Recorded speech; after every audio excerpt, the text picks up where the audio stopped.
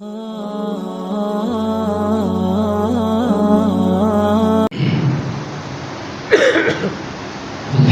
لله وحده والصلاة والسلام على من لا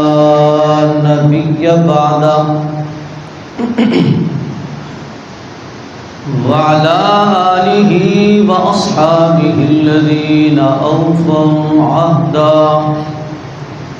الذين هم مفاتيح الرحمة ومصابيح الغرر. أعوذ بالله من الشيطان الرجيم. بسم الله الرحمن الرحيم.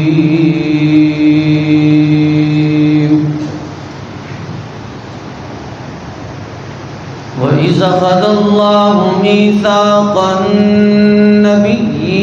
لما آتيتكم من كتاب وحكمة ثم جاءكم رسول مصدق لما معكم لتؤمنن به ولتنصرنه قال أقررتم وأخذتم على ذلكم إصري قالوا أقررنا قال فاشهدوا وأنا معكم من الشاهدين.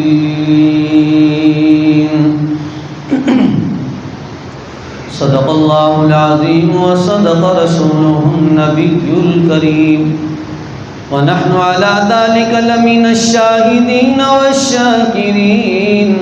والحمد لله رب العالمين. رب اشرح لي صدري ويسر لي أمري واحلل عقدة من لساني يفقه قولي. رب زدني علما رب زدني علما رب زدني عملا. سبحانك لا علم لنا إلا ما علمتنا إنك أنت العليم الحكيم.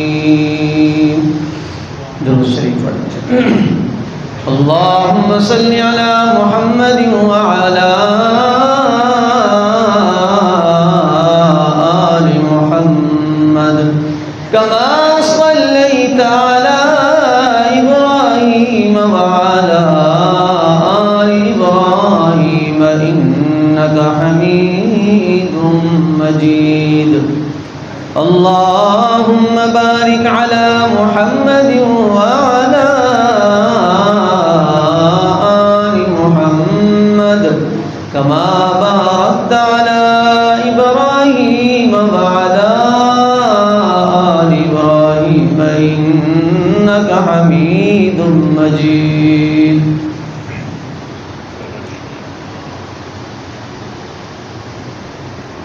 کتاب فطرت کے سرورق پہ جو نام احمد رقم نہ ہوتا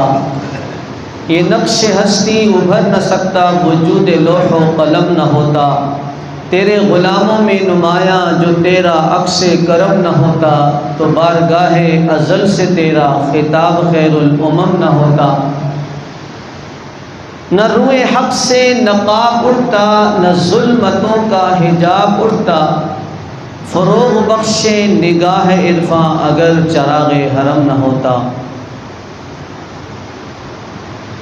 نبی آتے رہے آخر میں نبیوں کے امام آئے.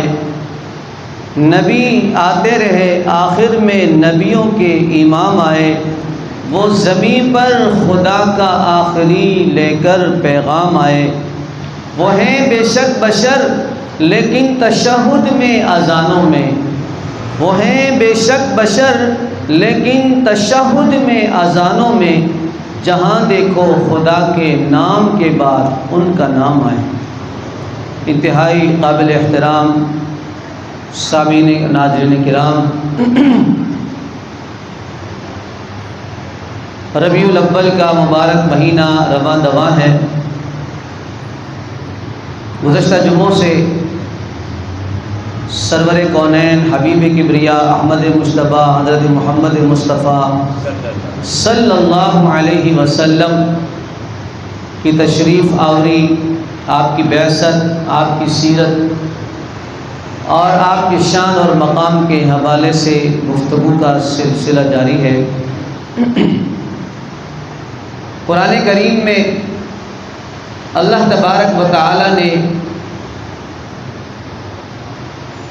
کثیر مقامات پر آپ صلی اللہ علیہ وسلم کی مبارک زندگی کے مختلف پہلوؤں پر تفصیلی روشنی ڈالی ہے اور آقا صلی اللہ علیہ وسلم کی شان اور مقام کو بیان فرمایا ہے۔ قرآن کریم مکمل سرور کونین صلی اللہ علیہ وسلم کی مبارک زندگی ہے۔ اگر آپ یہ جاننا چاہیں سمجھنا چاہیں کہ آپ کی مبارک زندگی کیا ہے تو قرآن کریم کی کھلی کتاب ہے۔ جب قرآن کریم پر عمل ہوگا، قرآن کریم کا مطالعہ ہوگا، قرآن کریم کو سمجھیں گے، پڑھیں گے تو معلوم ہوگا کہ میرے پیارے آقا صلی اللہ علیہ وسلم کی مبارک زندگی ایسی تھی۔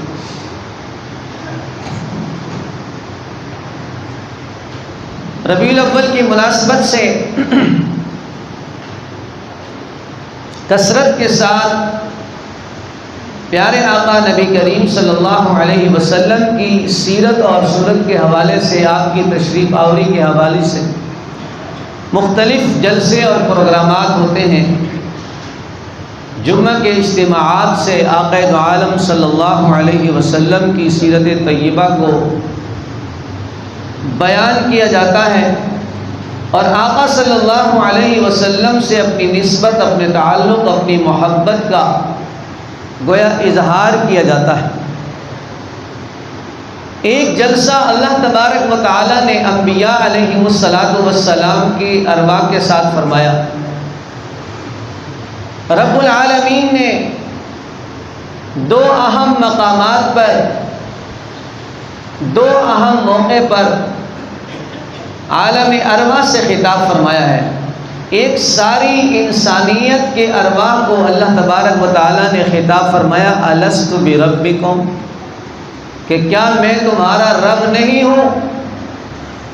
تو سارے کے سارے روحوں نے، ارواح نے بیک زبان جواب دیا، قالوا بلا، کیوں نہیں اے اللہ، تو ہی ہمارا رب ہے۔ تو گویا ہر مسلمان نے عالم ارواح میں اللہ تبارک و تعالی سے باقاعدہ اقرار کیا ہے کہ میں تیرا بندہ ہوں،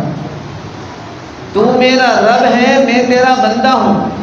اس قول اور اقرار کو نبھانے کے لیے اور اس پہ عمل کرنے کے لیے ہم دنیا میں آئے۔ ایسے ہی رب العالمین نے انبیاء علیہ السلام کی ارواح کو جمع فرمایا، ان سے خطاب فرمایا، اور گویا کہ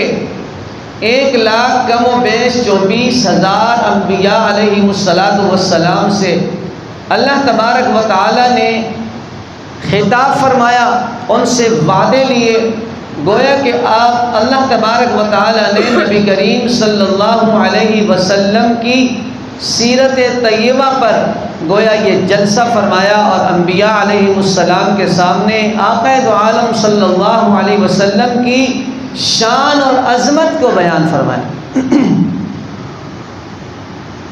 فرمایا وَإِذْ أَخَذَ اللَّهُ مِيثَاقَ النَّبِيِّينَ لَمَا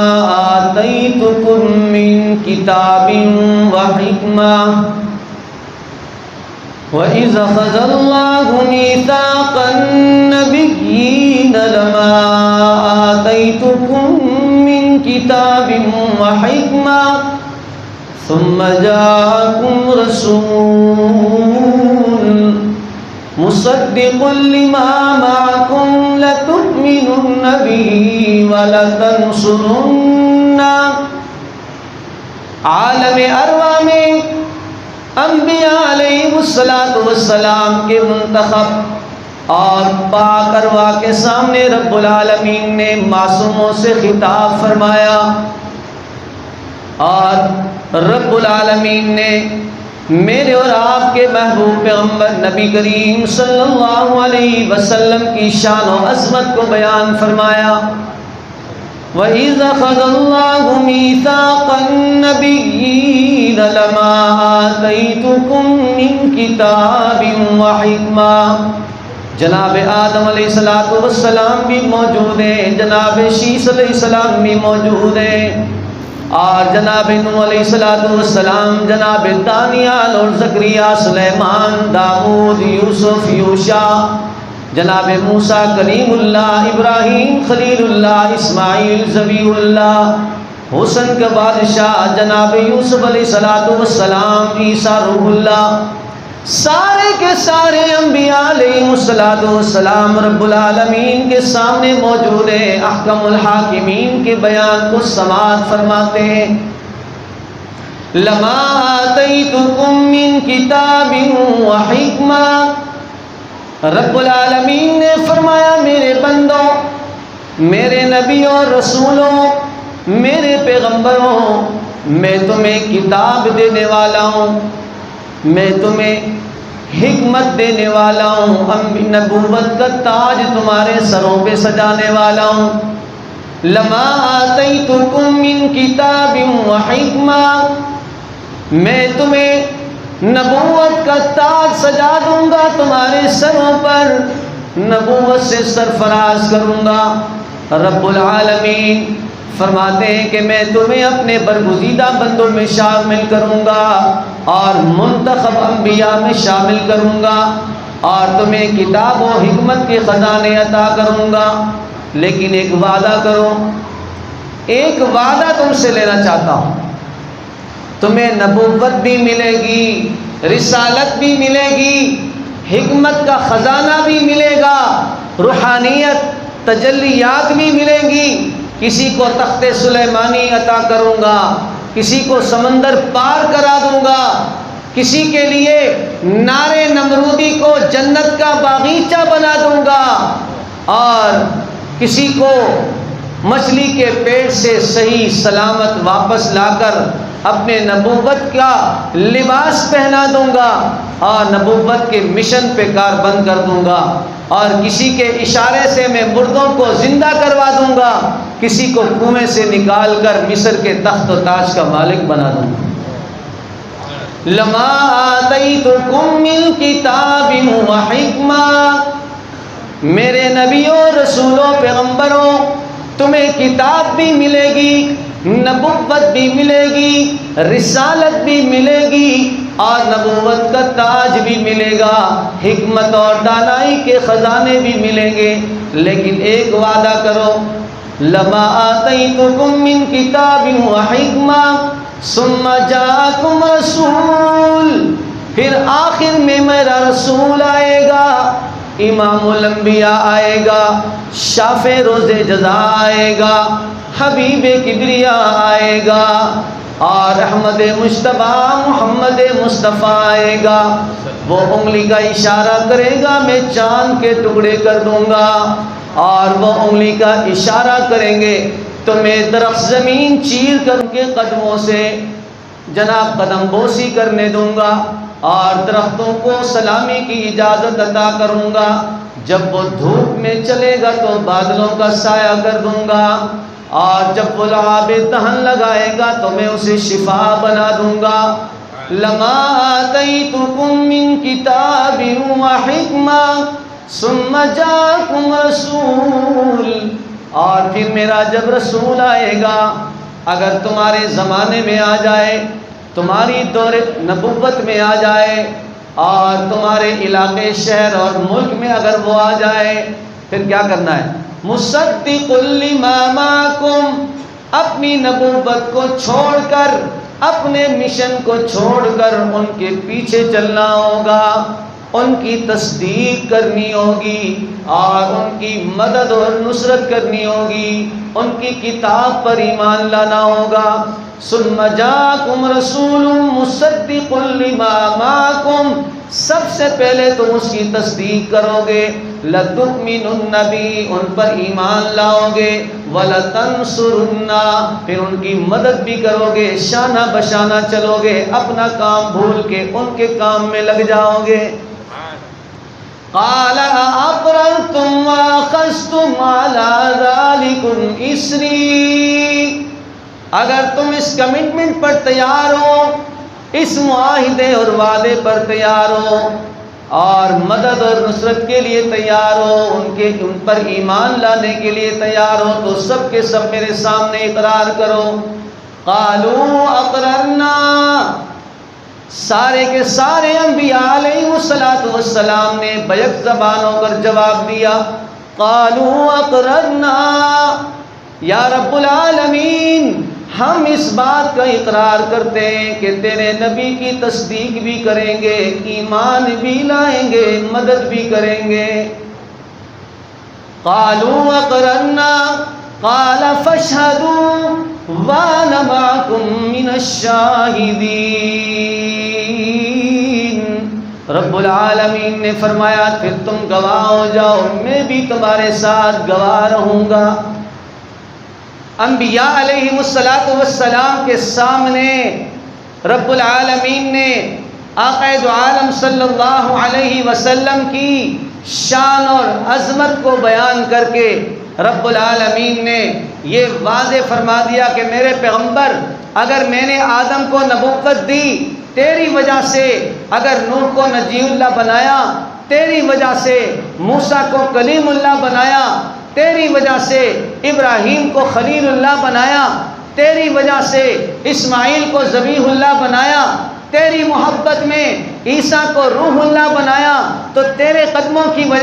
وابستگی سے اور تیری محبت کی وجہ سے، اگر تو نے آنا نہ ہوتا تو میں انبیاء کو نہ بھیجتا، اگر تو نے آنا نہ ہوتا میں 7 آسمان نہ بناتا، اگر تو نے آنا نہ ہوتا میں زمین کو فرش نہ بناتا، اگر تو نے آنا نہ ہوتا میں پہاڑوں کو بلندیاں عطا نہ کرتا، اگر تو نے آنا نہ ہوتا میں سمندروں کو روانی جولانی نہ دیتا، اگر تو نے آنا نہ ہوتا میں حجر شجر کو دنیا میں پیدا نہ کرتا، اگر تو نے آنا نہ ہوتا اس کائنات کو نہ سجاتا، اگر تو نے آنا نہ ہوتا تو میں بلبل کو چہک نہ دیتا، اگر تو نے آنا نہ ہوتا تو میں پھول کو خوشبو نہ دیتا، اگر تو نے آنا نہ ہوتا میں پھلوں کو ذائقہ نہ دیتا، اگر تو نے آنا نہ ہوتا میں زمین کو سرسبز و شاداب نہ بناتا، اگر تو نے آنا نہ ہوتا تو میں ملائک کو نہ پیدا کرتا۔ رب العالمین نے فرمایا کہ میرے محبوب میرے ساری کائنات کو اگر سجایا ہے تو تیرے قدموں کی وابستگی کی وجہ سے سجایا ہے۔ اور انبیاء علیہ السلام سے رب العالمین نے گویا یہ وعدہ لیا کہ میرا نبی سب سے آخر میں آئے گا، لیکن اس کی شان یہ ہے، اس کی عظمت یہ ہے کہ جب بھی وہ آئے گا سب پہ چھا جائے گا، جب بھی وہ آئے گا سب پہ چھا جائے گا۔ اسی لیے تو کسی نے کہا کہ یوں آنے کو تو سب آئے، یوں آنے کو تو سب آئے لیکن سب جانے کے لیے آئے، پر مکہ میں ایک ایسا آیا کہ وہ آنے کے لیے آیا، وہ آیا تو آتا چلا گیا، وہ چڑھا تو چڑھتا چلا گیا، وہ بڑھا تو بڑھتا چلا گیا، وہ پھیلتا تو پھیلتا چلا گیا۔ تو سرکار دو عالم صلی اللہ علیہ وسلم کی شان و عظمت ہے کہ اس کو ہر کسی نے اپنے انداز میں بیان کیا ہے، اور اپنی بساط کے مطابق اور اپنی حیثیت کے مطابق، اپنے علمی دانش اور سمجھ بوجھ کے مطابق اس کو بیان کیا ہے۔ اسی لیے قاسم العلوم والخیرات مولانا قاسم نانوتوی رحمۃ اللہ علیہ فرماتے ہیں کہ سب سے پہلے مشیت کے انوار سے نقش روئے محمد بنایا گیا، سب سے پہلے مشیت کے انوار سے نقش روئے محمد بنایا گیا۔ لوگ کہتے ہیں کہ یہ دیوبندی جو ہے محمد کے نور کو نہیں مانتے، محمد کے نور کو نہیں مانتے، جبکہ قاسم نانوتوی رحمۃ اللہ علیہ آج سے کئی سال پہلے یہ کہہ چکے ہیں کہ سب سے پہلے مشیت کے انوار سے نقش روئے محمد بنایا گیا، پھر اسی نقش سے مانگ کر روشنی بزم کون و مکان کو سجایا گیا۔ پھر اسی نقش سے مانگ کر روشنی بزم کونوں مکان کو سجایا گیا، وہ محمد بھی، احمد بھی، محمود بھی، حسن مطلق کا شاہد بھی، مشہود بھی، علم و حکمت میں غیر محدود بھی، ظاہراً امیوں میں اٹھایا گیا۔ اس کی شفقت ہے بے حد و بے انتہا، اس کی شفقت ہے بے حد و بے انتہا، اس کی رحمت تخیل سے بھی ماورا، جو بھی عالم جہاں میں بنایا گیا اس کی رحمت سے اس کو سجایا گیا، جو بھی عالم جہاں میں بنایا گیا اس کی رحمت سے اس کو سجایا گیا۔ حشر کا غم تجھے کس لیے ہو اے قاسم، حشر کا غم تجھے کس لیے ہو اے قاسم، تیرا آقا ہے وہ، تیرا مولا ہے وہ، جس کے قدموں میں جنت بسائی گئی، جس کے ہاتھوں سے کوثر لٹایا گیا۔ تو سرکار دو عالم صلی اللہ علیہ وسلم کی محبت میں ہمارے اسلاف نے، ہمارے بڑوں نے بڑی اپنی محبت کا اظہار کیا ہے۔ یہی مولانا قاسم نانوتوی رحمۃ اللہ علیہ مدینہ منورہ تشریف لے گئے، فرمایا کہ جب عرب کی سرزمین پر پہنچے اور ابھی مدینہ منورہ سے 7 میل دور تھے کہ پاؤں سے جوتا اتار دیا۔ لوگوں نے کہا حضرت یہاں تو پتھری زمین ہے، پتھریلی زمین ہے، آپ کے پاؤں میں پتھر لگیں گے، اتنا دور سے آپ چپل جوتے کیوں اتار رہے ہیں؟ مولانا قاسم نانوتوی رحمۃ اللہ علیہ نے فرمایا کہ لوگوں بات جوتوں کی نہیں ہے، آج سے 1400 سال پہلے میرے پیارے آقا نبی کریم صلی اللہ علیہ وسلم اس سرزمین پر چلے پھرے ہیں، نہ جانے کس جگہ پر نانوتوی کا گستاخ جوتا آپ کے قدموں کے اوپر نہ آ جائے۔ یعنی 1400 سال پہلے جس زمین پر میرے آقا صلی اللہ علیہ وسلم نے پاؤں مبارک رکھ کر چلے ہیں اور آپ وہاں سے گزرے ہیں، وہاں سے آئے ہیں، وہاں سے گئے ہیں، کہیں میں چپل پہن کر اس پہ ہی پاؤں نہ رکھ لوں، اتنی احتیاط کرتے ہیں، حضور سے محبت کرتے ہیں۔ اور فرمایا رشید احمد گنگوہی رحمۃ اللہ علیہ کے بارے میں آتا ہے کہ ایک آدمی خربوزے کے چھلکے لے کر آیا مدینہ منورہ،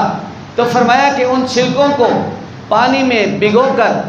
حضرت جو ہے گنگوہی رحمۃ اللہ علیہ تناب پی رہے ہیں اور اسے اس نوش فرما رہے ہیں۔ عرض کیا کہ حضرت اس سے کیا فرق پڑے گا؟ فرمایا تمہیں کیا پتا کہ اس کو مدینہ منورہ کی ہوا لگی ہے، اگر میں اس کو پانی میں بھگو کر پیوں گا ہو سکتا ہے میری شفاعت کے لیے یہی کافی ہو جائے۔ تو یہ سرکار دو عالم صلی اللہ علیہ وسلم سے محبت کرنے والے، آقا دو عالم صلی اللہ علیہ وسلم سے حقیقی معنوں میں عشق اور عقیدت رکھنے والے لوگ تھے۔ ایک آدمی مدینہ منورہ سے رومال لے کر آیا تو حضرت نے اس رومال کو اٹھایا اور بوسہ دیا، تو شاگرد نے کہا حضرت یہ رومال تو کراچی سے جاتے ہیں، یہ رومال تو کراچی سے، فیصل آباد سے، لاہور سے جاتے ہیں، پھر وہاں سے ہو کر آتے ہیں۔ اور نے کہا بیٹا بات رومال کی نہیں ہے، یہ رومال چاہے کراچی کا ہو یا فیصل آباد کا ہو، اس رومال کو میرے محمد کے علاقے کی، شہر کی، مدینہ منورہ کی ہوا تو لگی ہے، لہذا اس قابل ہے کہ میں اسے چوموں۔ تو سرکار دو عالم صلی اللہ علیہ وسلم سے محبت، آپ کے شہر سے محبت اور آپ کے شہر سے آئی ہوئی ہوا سے محبت، اور جس رومال کو وہاں کی ہوا لگی ہے اس رومال سے محبت۔ اور حضرت مدنی رحمۃ اللہ علیہ، حسین احمد مدنی رحمۃ اللہ علیہ فرمایا 18 سال تک گنبد خضرا کے سائے میں نبی کریم صلی اللہ علیہ وسلم کے روضہ مبارک کے پاس بیٹھ کر 18 سال تک حدیث کا درس دیا، حدیث پڑھاتے رہے۔ اور پھر جب آپ کے شیخ محمود الحسن دیوبندی رحمۃ اللہ علیہ کو حکومت وقت نے گرفتار کر لیا ہندوستان میں، اور خدمت کے لیے حسین احمد مدنی رحمۃ اللہ علیہ کو اپنے استاذ کے پاس آنا پڑا، تو آتے آتے روضہ رسول کو خطاب کر کے حسین احمد مدنی رحمۃ اللہ علیہ نے فرمایا دمکتا رہے تیرے روضے کا منظر، سلامت رہے تیرے روضے کی جالی، ہمیں بھی عطا ہو وہ شوق ابو ذر، ہمیں بھی عطا ہو وہ جذبہ بلالی۔ کہ آقا صلی اللہ علیہ وسلم کے روضہ مبارک سے جدائی برداشت نہیں ہو رہی، اور آقا صلی اللہ علیہ وسلم سے محبت والہانہ فرمایا کہ حضور کے روضے پر اپنی داڑھی مبارک سے صفائی کرتے تھے، آپ صلی اللہ علیہ وسلم کے روضے کے قریب جو مٹی لگی ہوتی تھی اپنی داڑھی مبارک سے اس کی صفائی کرتے تھے کہ ہو سکتا ہے یہی میری شفاعت کا ذریعہ بن جائے۔ تو آقا صلی اللہ علیہ وسلم سے محبت کرنا، نبی کریم صلی اللہ علیہ وسلم سے عقیدت کا اظہار کرنا، یہ ہمارے اسلاف میں کوٹ کوٹ کر بھرا ہے، اور ہمارے اسلاف نے ہمیں یہی سبق دیا ہے۔ لیکن حقیقی معنوں میں نبی کریم صلی اللہ علیہ وسلم سے محبت یہ ہے کہ ہم آقا صلی اللہ علیہ وسلم کی سنتوں پر عمل کرنے والے ہوں، آپ کے فرامین پر عمل کرنے والا ہوں۔ یہ نہ ہو کہ صرف جالی کو بوسہ دیں، صرف جناب والا نقش پا کو بوسہ دیں، اور صرف جناب والا جھنڈے کو بوسہ دیں اور نماز نہ پڑھیں، سنت کے مطابق کھانا نہ کھائیں، سنت کے مطابق پانی نہ پئیں، سنت کے مطابق لباس نہ پہنیں، سنت کے مطابق شادی بیاہ نہ کریں، سنت کے مطابق لین دین معاشرت نہ کریں، اپنی زندگی کو سنت کے خلاف گزاریں۔ فرمایا کہ یہ عشق اور محبت نہیں۔ عمل سے زندگی بنتی ہے، جنت بھی جہنم بھی، یہ خاکی اپنی فطرت میں نہ نوری ہے نہ ناری۔ صرف مکی کہلانے سے، مدنی کہلانے سے بات نہیں بنے گی، صرف مکی مدنی کہلانے سے اور صرف مکہ مدینہ جانے سے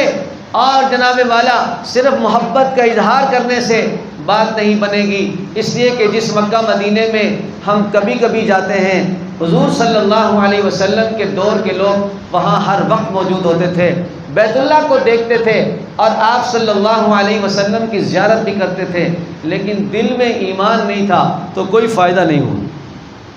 آپ صلی اللہ علیہ وسلم کی زندگی کو نہیں اپنایا، کوئی فائدہ نہیں ہوا۔ آپ کے چچا ابو لہب اور وہاں کے مکہ قریش کے بڑے بڑے سردار سب بیت اللہ کا طواف کرتے تھے، سارے وہاں مکی کہلاتے تھے، قریشی کہلاتے تھے، ہاشمی کہلاتے تھے، اور جناب والا مدینہ منورہ میں کئی لوگ ایسے تھے کہ جو مسجد نبوی کے پڑوسی کہلاتے تھے۔ لیکن جب تک ایمان نہ ہو، رسول اللہ صلی اللہ علیہ وسلم سے محبت اور عقیدت اور عشق نہ ہو، اور آقا صلی اللہ علیہ وسلم کی سنتوں پہ عمل نہ ہو، اس وقت تک ہم سچے عاشق رسول نہیں بن سکتے۔